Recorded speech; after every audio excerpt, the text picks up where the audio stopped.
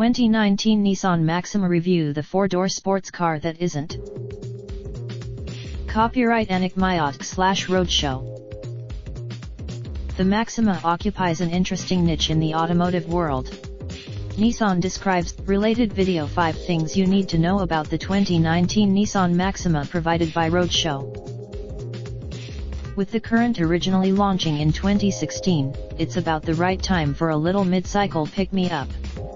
For 2029, only minimal alterations take place inside, with all receiving upgraded materials and accent stitching for a slightly more premium feel. In the SR, like before, the Maxima gets an easy-to-use Nissan Connect system to quarterback infotainment functions. It's controlled by the addition of USB Type-C ports is new for 2019, with one joining a USB Type-A port in the media bin up front. Another USB-A bolstered safety technology menu now includes rear door alert that honks the horn to remind people to check the back seat for items or children after turning off the car. Traffic sign rec. The Maxima's drivetrain soldiers on unchanged, which is both good and bad. It's good in that the bad part, however, is the continuously variable transmission that mostly ruins the experience. When taking it easy, I will say the SR is a fairly composed, 3,582-pound vehicle.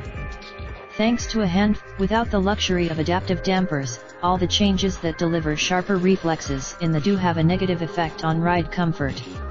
Impacts from all. As tempting as a Maxima SR initially sounds with the handling upgrades and slicker cabin details, I ultimately would end up building an SV model. With $30, there's certainly stuff to like about the Nissan Maxima, such as the engine, exterior design, and well-trimmed cabin.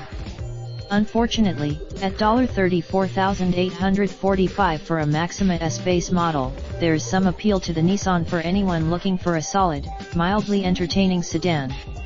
Any trim level of Raindrop, truck top, smoking, no cooking the hot pot. I get fucking on your bitch, yeah, that.